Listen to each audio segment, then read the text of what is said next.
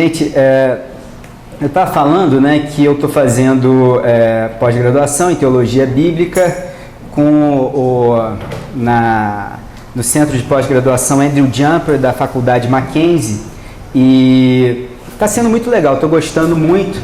Em particular, eu estou terminando agora uma disciplina, que é Estudos, Teologia dos Escritos Paulinos, com Augusto Nicodemos. Então, eu estou aprendendo coisas interessantíssimas. Uma das coisas que eu estou me convencendo cada vez mais que eu não sou calvinista.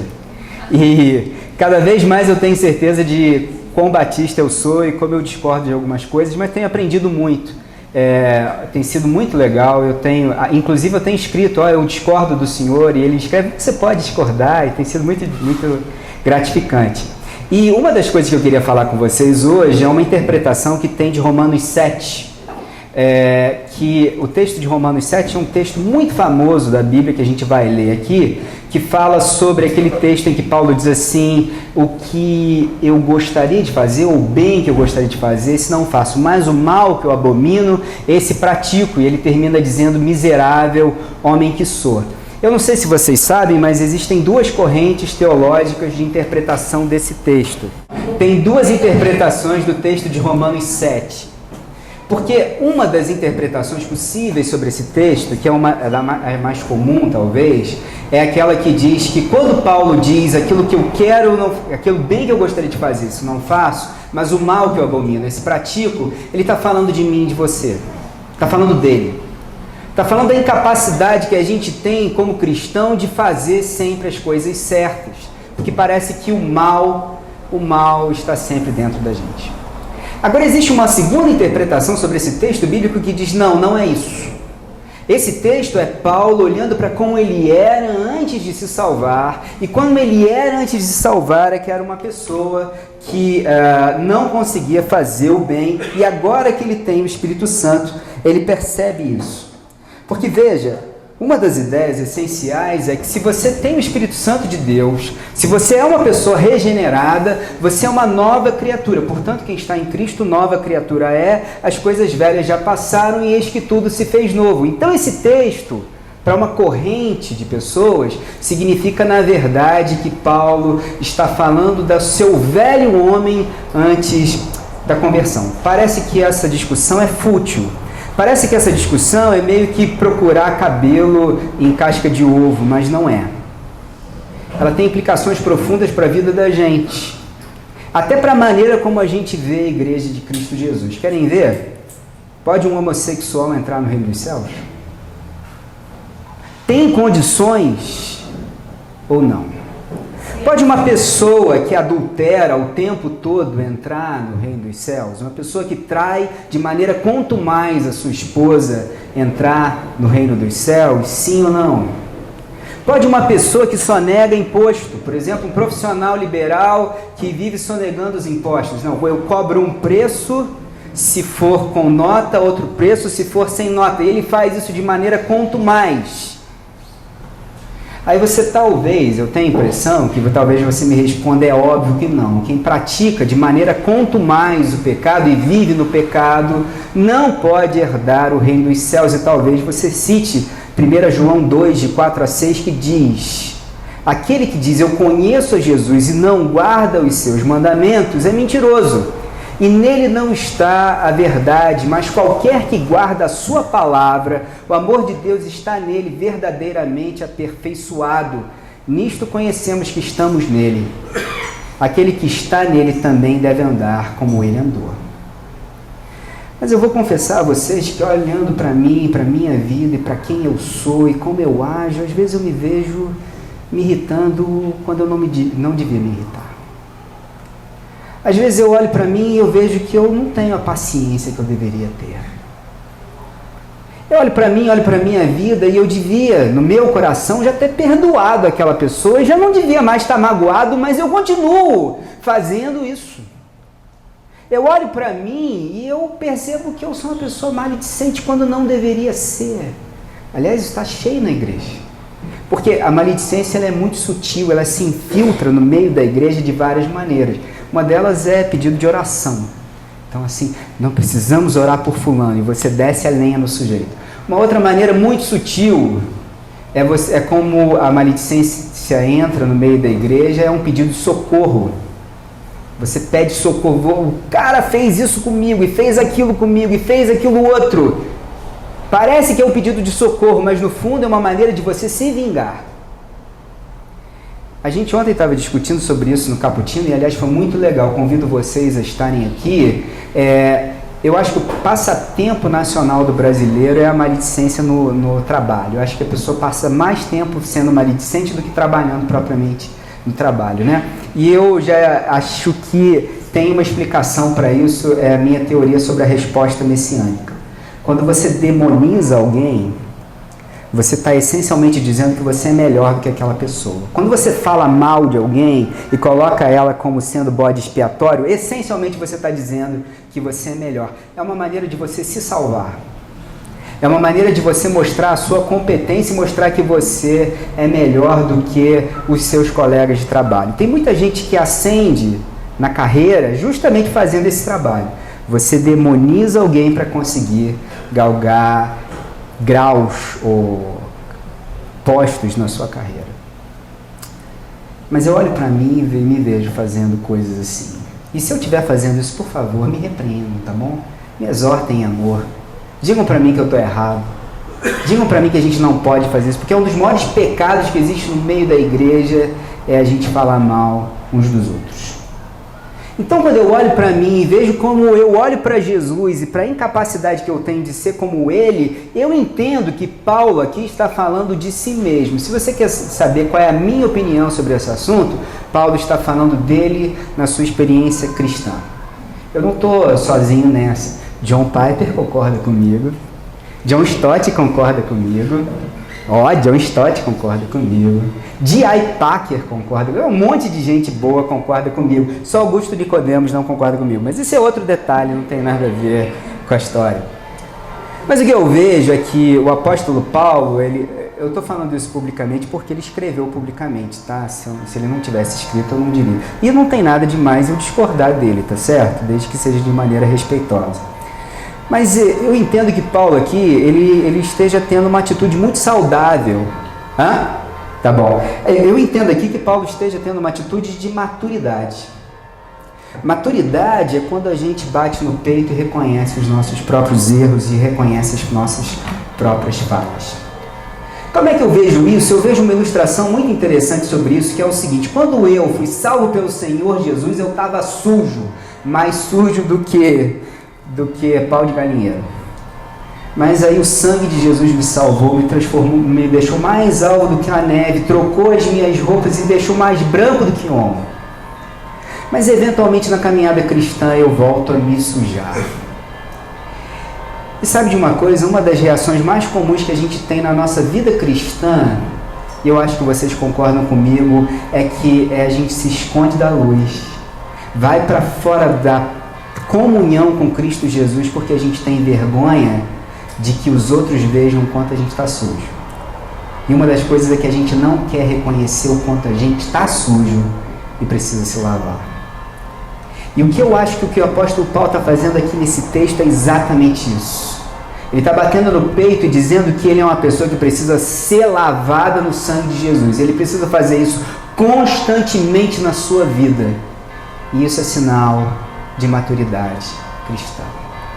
Pois eu quero então ler com vocês esse texto bíblico de Romanos. Vou pedir para a Pri passar para mim, pode ser? A setinha para frente. Esse texto bíblico de Romanos 7, de 14 a 25, nós vamos ler o texto bíblico.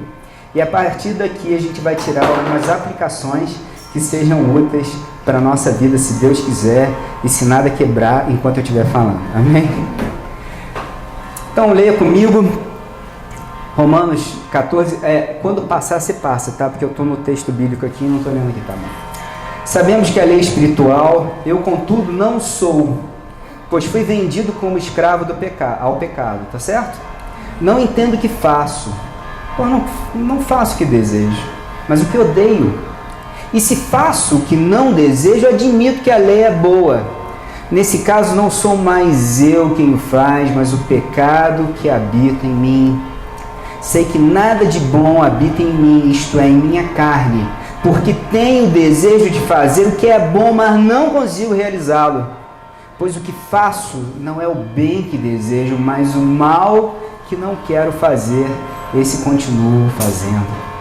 Ora, se eu faço o que não quero, já não sou eu quem o faz, mas o pecado que habita em mim. Assim, encontro essa lei que atua em mim. Quando quero fazer o bem, o mal está junto de mim. No íntimo do meu ser tem prazer na lei de Deus, mas vejo outra lei atuando nos membros do meu corpo, guerreando contra a lei da minha mente, tornando-me prisioneiro da lei do pecado que atua em meus membros. Miserável homem que eu sou, quem me libertará do corpo sujeito a esta morte? Graças a Deus por Jesus Cristo, nosso Senhor, de modo que com a mente eu próprio sou escravo da lei de Deus, mas com a carne da lei do pecado. Vamos orar? Pai amado e bendito Deus do universo, Senhor dos senhores, eu te peço no nome do Senhor Jesus, que a tua mensagem seja entregue, que teu evangelho seja dito, Pai. Esconde atrás da cruz, Pai. Me torna um mensageiro hábil, apesar das minhas falhas, dos meus defeitos, dos meus erros, das minhas fraquezas. Me torna um mensageiro hábil da tua palavra, da tua mensagem, para que haja edificação de vida, transformação, Pai, e que a gente saia daqui encorajado a ser diferente para a sua glória e somente para a sua glória, que eu te peço em nome de Cristo Jesus, meu Senhor e Salvador. Amém, amém. Se eu não me engano, eu tenho 3 pontos aqui, são as influências, e o primeiro ponto que eu gostaria de tocar aqui é que a primeira coisa que eu preciso dizer é que a gente precisa reconhecer que precisa de salvação. Vocês já ouviram essa frase? Eu tenho certeza. Se vocês não viram, alguém deve ter compartilhado alguma coisa no YouTube, no Facebook, sei lá, do tipo, Jesus Cristo vai voltar. Você está preparado? Porque tem essa história, né? Se você tiver em pecado, Jesus Cristo voltar no dia do arrebatamento, você fica. De antemão, deixa eu explicar para você de uma vez por todas, isso é balela, é papo furado. Quando você foi salvo pelo sangue do Senhor Jesus e restaurado, Jesus matou todos os seus pecados, você foi revestido de Cristo, e quando Deus olha para você, Ele diz assim, nenhuma condenação há para os que estão em Cristo Jesus. Amém! Você é uma nova criatura e Jesus te justificou dos pecados passados como dos pecados futuros. Então você já está salvo. Mas continua aquela perguntinha, né? Peraí, posso ou não posso fazer tudo o que eu quero? Mas antes da gente pensar nisso, tem um outro pensamento muito comum que acontece, é de que geralmente quem acha que está preparado, isso aqui me dá medo. É o cara que diz que está preparado. Você está preparado? Porque eu fico com muito medo. Se eu não tenho coragem de dizer que eu estou preparado. Por quê? Porque eu sou como o apóstolo Paulo, que diz, o mal que eu abomino, esse pratico. Eu tenho muito medo que a gente passe a ser gente que acredita que pode encontrar a sua salvação, porque nós somos salvos pela graça, isso não vem de vós, é dom de Deus, não é pelas obras para que ninguém se glorie. Eu sou salvo pelo que Jesus fez e não há nada que eu possa fazer. Então não tem como eu ficar, porque eu já fui salvo pelo sangue do Cordeiro. Eu tenho muito medo que a gente acabe se tornando gente orgulhosa, que acha que pode bater no peito e dizer, eu me salvei. Porque aconteceu um texto bíblico muito parecido com esse, vou pedir para a Pri passar para mim, que é o texto do fariseu e do publicano, porque estava acontecendo isso. Porque tem gente que olha para as outras pessoas e diz assim, eu sou bom, mas o outro é ruim. Quando você começa a desprezar os outros, muito cuidado, porque provavelmente você é alguém que ainda precisa de salvação de Cristo Jesus. Porque se você acha que você é melhor do que os outros, você ainda não foi alcançado pelo sangue do Cordeiro. E nesse texto acontece exatamente isso. 2 homens foram para o templo orar. Vocês provavelmente conhecem a história. E aqui tem um texto em que o fariseu, presta atenção que no texto bíblico diz, no seu íntimo dizia, graças a Deus que eu não sou pecador, que eu jejuo e eu dou o dízimo.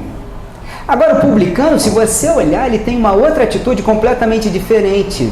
Ele está com a cabeça baixa, mas ele bate no peito e fala em voz alta. Eu não acredito que Jesus aqui tenha escolhido isso de maneira acidental. Aqui eu entendo que há um princípio importante para mim e para você. Quando você se orgulha dos outros, você se orgulha no seu íntimo. Você não mostra para os outros o quanto você é orgulhoso. Mas uma pessoa quebrantada, ela admite não só para si mesmo, mas ela admite para os outros. Talvez você não esteja entendendo onde eu quero chegar na nossa vida cristã, mas olha só. O que esse texto está dizendo para mim, que de vez em quando eu tenho que virar para minha esposa e dizer, eu errei com você.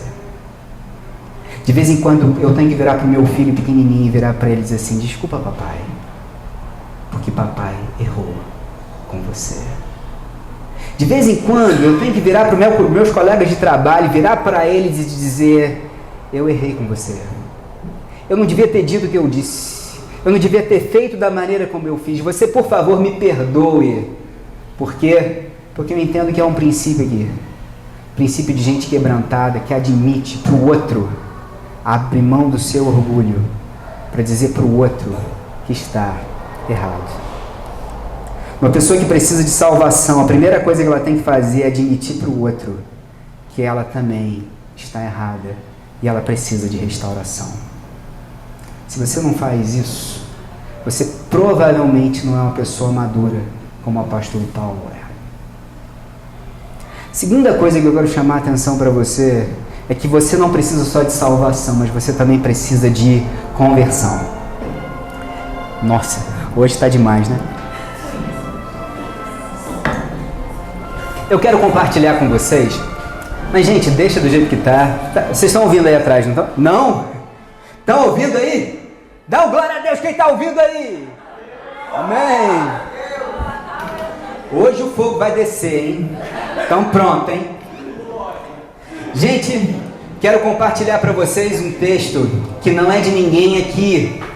E eu não quero deixar ninguém embaraçado, mas esse texto é muito importante, porque tem muita coisa a ver com Cristo Jesus e com a igreja que a gente quer ser. Presta atenção nesse texto.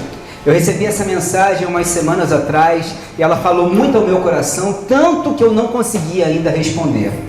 E eu queria que vocês me ajudassem a responder nessa noite. É o seguinte, mensagem que recebi de uma menina que diz assim, boa noite. Estive muitos anos longe dos caminhos do Pai. Hoje estou de volta, mas sem igreja para congregar.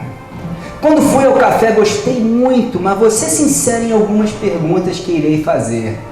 E aqui ela diz, ainda tem uma visão da qual fui instruída desde pequena que nós cristãos somos sal da terra, povo eleito, eu também. Tenho tido resistência de frequentar o café, me perdoe se estou errada. Mas é que vejo boa parte dos jovens que louvam, participam dos cultos, estão bebendo, indo a boates e tendo certos comportamentos nos quais fico confusa. A igreja segue alguma doutrina? Isso é permitido? Não estou aqui apontando falhas dos irmãos. Sim, você está assim. Não é isso. Eu só gostaria de entender. Vou dizer a vocês qual foi a minha primeira reação quando eu li esse texto. Eu disse assim, miserável. Você antes de se converter já está dizendo que você é melhor que todo mundo. Você é um fariseu, igual aquele fariseu da parábola do fariseu e do publicano. Você não tem direito de se converter. Quer saber? Tomara que você nunca apareça nessa igreja aqui. Foi a minha primeira reação.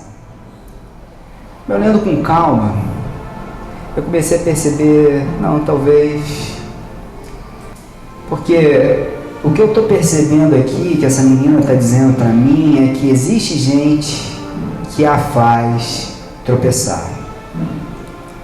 O que eu estou entendendo aqui, que ela está dizendo, é que existe joio no meio do trigo, e vocês sabem que é o joio. O joio é uma erva que ela sufoca o trigo e faz ele morrer.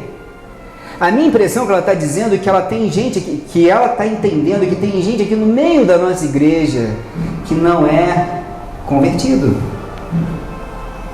Não é isso? Estou enganado? E a minha pergunta, a pergunta que eu quero fazer para você nessa noite é que tipo de igreja você quer ser? Uma igreja de gente convertida ou uma igreja de gente que não é convertida? Uma igreja de gente que leva as pessoas a Deus ou uma igreja de gente que não leva as pessoas a Deus? Existem duas implicações que eu quero que a gente entenda. Um convertido procura a santidade. E a segunda coisa, que um convertido quer obedecer ao Pai. Veja, nós somos uma igreja que há muito tempo, se você não entende isso, é importante que você entenda, que há muito tempo abdicou de querer ser uma igreja da experiência para ser uma igreja do entendimento. Nós somos uma igreja que há muito tempo abdicou do desejo de sentir para uma igreja que quer procurar sentido. Então, nós procuramos entender a lei de Deus e como ela se aplica na nossa vida, e nada de ruim nisso. Por exemplo, quando o apóstolo Paulo fala sobre carne oferecida aos ídolos em 1 Coríntios 8, o que ele diz? Ele diz com todas as letras. Porque havia um problema em Corinto. Se você fosse comprar carne, quisesse fazer um churrasco, só tinha o churrasco do Pai de Santo, não tinha jeito. Você só comprava carne oferecida aos ídolos. Então havia uma pergunta, o que você faz? Onde é que você compra carne? Se eu for num centro espírita e o cara me oferecer uma pipoca daquela consagrada lá, eu acho que tem um negócio desse, não tem? Tá bom. Porque eu não entendo muito, mas parece que tem. Eu posso comer ou não posso? Se você perguntasse para mim, eu ia dizer, pipoca é pipoca, tá certo? E outra coisa, o que o apóstolo Paulo começa a dizer para mim nesse texto bíblico? Olha só há um Deus. E quando você aceitou Jesus Cristo, nada nem ninguém pode te tocar. Só há um Senhor e um só Deus. E tudo se transformou em ar. E eles não têm mais poder sobre a sua vida. Então, quando você come carne oferecida aos ídolos, o que é? É carne, ponto, e acabou. Quando você come pipoca, o que pipoca é? Pipoca e acabou. Eu posso, no máximo, ficar com medo de comer. A pipoca ficou exposta, não sei se esse cara lavou a mão, tudo bem. Isso é um ponto. Mas se você me perguntar se eu comeria, eu diria para você, claro que não. Porque ele entende que não é só pipoca. E eu faria tropeçar. Porque eu participaria desse culto. E apesar de eu entender que há um só Deus e que minha vida foi entregue ao Senhor Jesus, e não há nada, nenhum poderio, nenhuma potestade que possa me tocar, porque eu pertenço ao Senhor Jesus e o diabo só tem poder sobre a minha vida no momento que eu deixo. E antes disso não há nada que ele possa fazer contra mim. Bom, antes disso eu também tenho que entender que existem pessoas que ainda têm por pai o diabo. E eu não posso querer que elas tropecem. Eu tenho a impressão que nessa de nós sermos uma igreja que procurou o sentido no lugar do sentir, eu tenho a impressão que nós nos tornamos uma igreja que pega pipoca, come e ainda ri do outro, dizendo assim, tá vendo? Como é que era essa pipoca? Tá vendo como é que eu posso fazer o que eu quiser? Tá vendo como tudo me é lícito, mas nem tudo me convém? Tá vendo como eu posso fazer exatamente o que eu quiser? E a gente esqueceu de um princípio básico. O nosso princípio básico é de que santidade é a preservação de vida. Que antes de mais nada nós temos que ser boa terra, porque a sementinha que está se formando não pode morrer, ela tem que germinar.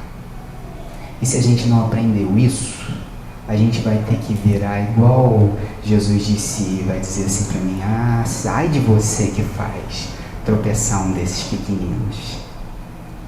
Eu nem vou dizer o que Jesus diz, porque é triste. Aliás, Jesus recomenda, arranca sua mão, arranca seu olho. É melhor entrar no reino dos céus maneta ou caolho do que fazer um desses seus irmãos tropeçar. Eu acho que um pouco disso é culpa minha. Eu acho que eu incentivei isso.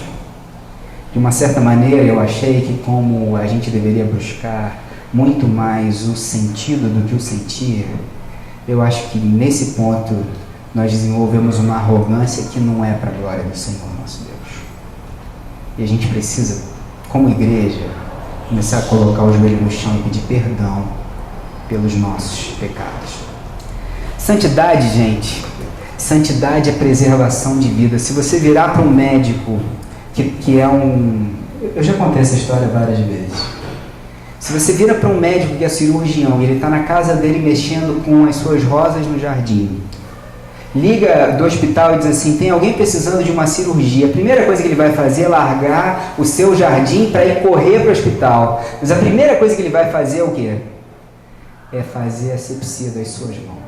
Por quê? Porque ele pode morrer, não é isso? Porque ele pode matar o outro. Santidade, antes de mais nada, é aquilo que a gente faz para preservar também a vida do outro. Então, irmãos, na nossa vida cristã, vai ter muita coisa que a gente vai ter que fazer para preservar a vida do outro. Se você não age assim, você precisa de conversão. Se eu não ajo assim, eu preciso de conversão. A gente precisa mudar de atitude e se agir como Jesus. A segunda implicação que eu vejo para esse texto bíblico é a obediência. Eu já falei isso 1 trilhão de vezes. Vou falar mais uma porque é legal. Ninguém mais acredita nesse papo de que não se deve fazer sexo antes do casamento. Para todo mundo isso é papo furado. Inclusive na igreja, outro dia eu estava conversando sobre isso com um casal que disse exatamente isso. É verdade, na igreja ninguém mais acredita nesse papo furado. É melhor até a gente não conversar com isso com o crente, porque os crentes vão desviar a gente da nossa vontade de fazer a vontade de Deus. E a gente no café discutiu muito sobre isso. Discutimos sobre os machucados emocionais que aparecem na vida da pessoa. Discutimos sobre como o casamento é um princípio de pactual. Não tem uma palavra melhor para isso. O que Deus faz quando Ele te resgata? Ele diz assim, eu vou te amar. E eu sou fiel. E se você errar, eu vou continuar te amando. Isso é um princípio. Deus te ama não é Deus é fiel, é Deus continua te amando apesar de você ser quem você é. Porque Deus não é homem para mentir. Ele te ama assim mesmo. Sabe o que Deus quer quando espera da gente um casamento? É isso.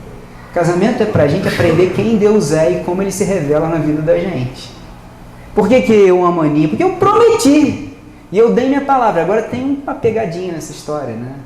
A pegadinha é que eu sou homem, e eu minto, e eu erro, e eu falho. E eu não consigo manter os meus votos. Aí que eu preciso do Espírito Santo de Deus na minha vida para me ajudar a ser quem eu não consigo ser. Então a gente entende esse princípio. Qual é o princípio? Olha, antes de você se entregar, porque você vai se machucar, é melhor que você estabeleça um pacto, um compromisso. Enquanto não tem esse compromisso, é melhor que vocês se abstenham de certas atitudes. Isso a gente entende. Isso a gente discute. Mas vou dizer para vocês uma coisa que é muito importante você entender. Várias passagens na Bíblia, porque eu tenho várias, que eu olho na Bíblia e leio aquilo e digo, isso não faz o menor sentido. Está aqui, mas eu queria que não tivesse. E eu preferia que não tivesse. Por exemplo, eu acho muito errado esse negócio da gente perdoar o inimigo. Eu acho muito chato isso. Eu queria não amar o meu inimigo. Aliás, eu queria poder bater em gente que me fez mal. Eu queria mesmo ir na casa, pegar pelo colarinho e bater. Eu não consigo entender o que Jesus está dizendo aqui. Por que eu não posso? Eu não entendo. Mas Deus disse. Aí eu parto de alguns princípios. Deus não é homem para mentir. A vontade de Deus é boa, perfeita e agradável. E Deus sempre quer meu bem. E se Deus disse, eu tenho que obedecer. Porque é a palavra de Deus. Quem quer conversão é quem procura santidade e procura obediência. Se você na sua vida não está procurando obediência e santidade, tem alguma coisa errada na sua vida. Você ainda não deixou Jesus entrar na sua vida. Meu filho, minha filha, meu amigo e a minha amiga. Terceiro ponto que eu quero chamar a atenção para você nesse texto é que você precisa amar como Jesus amou. Que é um perigo. O perigo é você entender que esse texto ele fala sobre as outras pessoas e não fala sobre você. Que esse texto é para os outros, porque você está de bem com Deus, mas os outros não seguem. Sabe qual é o problema disso? é você achar que você se salvou e você não consegue mais olhar para o outro com misericórdia. Sabe por que eu não venho naquela igreja? Eu não venho naquela igreja porque aquela menina ali está fazendo aquelas coisas e eu agora prefiro me afastar. Porque eu sou muito boa e eu não quero me contaminar com essa gentalha. Vocês entenderam a piada, né? Se você não tem misericórdia, se você não ama como Jesus amou, você precisa de salvação e precisa de conversão igualzinho. Vocês conhecem a história do filho pródigo, não conhece? A parábola do filho pródigo parece que é uma parábola sobre as pessoas que estão perdidas, que são pecadoras e se afastaram de Cristo Jesus, não é? Não é? Jesus, quando contou essa parábola, ela contou para isso, não foi? Não. Jesus era amigo de publicanos e pecadores, e os mestres da lei e fariseus disseram, ele é amigo de pecadores, ele se mistura com essa gentalha. Por que ele se mistura com essa gentalha? E vão conversar com Jesus, porque você é amigo de gente que não presta. E aí Jesus conta 3 parábolas, e uma delas é desse tal filho gastador. Aliás, essa história não é o filho que é gastador, o pai que é gastador, né? Porque é a história de um rapaz que vira para o seu pai e diz assim, me dá a parte da minha herança, eu não quero mais saber do senhor, eu quero curtir a vida. Eu vejo isso todo dia aqui na cidade. Eu vejo todo dia garotos que dizem, eu vou viver a minha vida do jeito que eu quiser, a vida é minha, essa herança, esse dom que Deus me deu é meu, e eu vou viver essa minha vida do jeito que eu bem entender, eu não preciso de Deus na minha vida. E a Bíblia diz que ele gasta dissolutamente. Vocês conhecem a história. E o que é interessante na Bíblia é que ele vai descendo de padrão moral em padrão moral, de padrão moral, até que ele finalmente está no meio dos porcos comendo a mesma comida deles. Seria equivalente a dizer que ele parou no meio do lixão comendo carniça, que os corpos pútridos dos urubus ou dos ratos. Porque o judeu olhava para um porco, a gente olha e pensa em bacon. O judeu olhava e pensava em urubus e ratos. E ele diz assim, ai de mim, não sou mais digno de ser chamado, vou voltar para a casa do meu pai, já não sou mais digno de ser chamado de filho dele. E o que ele diz? Pai, me trata como um dos seus empregados. Esse texto não é sobre esse filho que volta para casa. Esse texto é sobre um filho mais velho que olha a festa que o pai deu e se revolta profundamente com a festa que o pai deu. Pode passar para mim? O texto está ali. Porque ele vira para o pai e diz assim, pô, mano, você, esse cara, gasta dissolutamente o meu dinheiro, a nossa herança. Agora ele volta, o senhor resolve dizer que ele vai ficar aqui na nossa casa, que ele está tudo zerado, que ele continua recebendo a herança, e o senhor não me deu nem um boizinho para eu me alegrar com os meus amigos. Você vê que história esquisita desse irmão mais velho? Esse irmão mais velho, ele é o dia mais feliz da vida do pai dele, ele não consegue ter alegria pelo pai dele.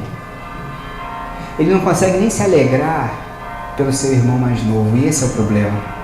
É quando a gente não consegue mais ter ou manifestar misericórdia. Se você quisesse um irmão mais velho que fosse um herói, como é que ele seria? Se você quisesse um irmão mais velho que fosse um herói, como ele seria? O que vocês imaginam que seria um herói na história do filho pródigo? Quem você queria ser? Porque na minha cabeça, o que eu espero do irmão mais velho fosse o seguinte, sabe de uma coisa? Eu não aguento mais ver papai nessa varanda esperando o meu irmão voltar. Sabe de uma coisa? Eu vou encontrar onde ele estiver. E ele sai da casa do seu pai e vai ao encontro do seu irmão. E encontra o seu irmão no lugar mais deplorável que poderia estar, comendo a comida dos porcos. Aí ele vira para o seu irmão e diz, meu irmão, papai não aguenta mais de saudade de você, está querendo que você volte para casa hoje. Vamos embora? E aí o irmão viraria para você e diria assim, eu sei, mas eu gastei toda a minha herança. agora eu não tenho mais dinheiro, eu não sou mais digno de ser chamado filho do meu pai, não posso voltar. Meu irmão, diria o irmão mais velho, você ainda pode contar com a minha herança. Estou te dando a minha parte da minha herança para você. Pode contar comigo. Papai está esperando você lá em casa. Quem é esse irmão mais velho que sai da casa do seu pai, que vai até o irmão mais novo, aonde ele está, que se compadece dele e diz: eu vou fazer o que for preciso para te trazer de volta para a casa do pai? Nosso irmão mais velho é Jesus, que abriu mão da sua glória, que foi até onde eu e você estávamos, sendo quem nós éramos, sem merecer o amor e a graça de Deus, esteve disposto de abrir mão da sua vida por mim e por você. O que Jesus espera de mim e de você? Que você seja o irmão mais velho. Seja o irmão mais velho das pessoas que estão lá fora precisando de Jesus. Seja o irmão mais velho das pessoas que estão aqui dentro precisando de Jesus.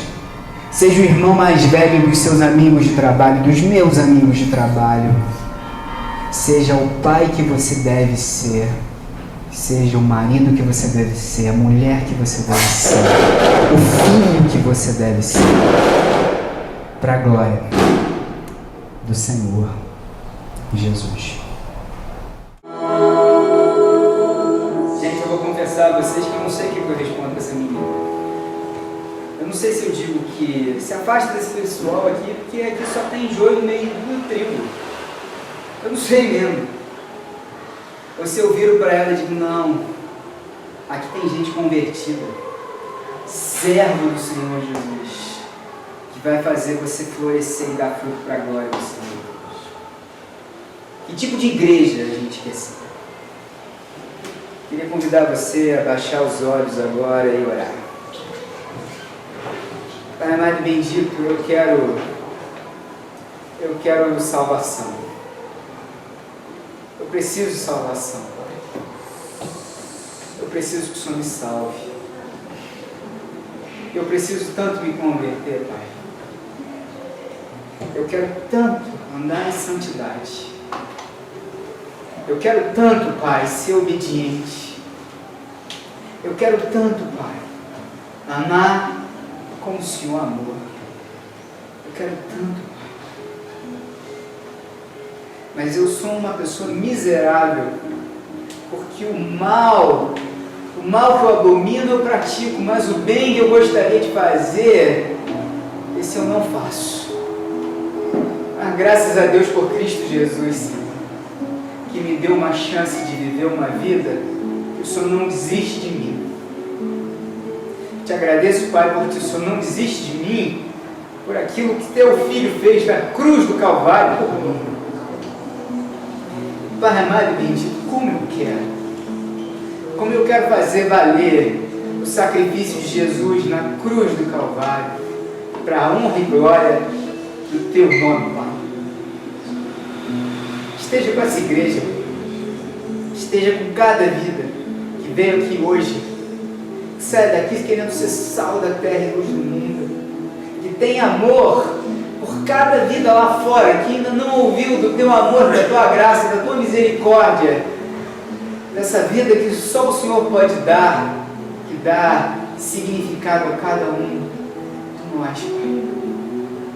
Nos ajuda a ser quem nós devemos ser. É o que eu te peço em nome de Cristo Jesus, nosso Senhor e Salvador.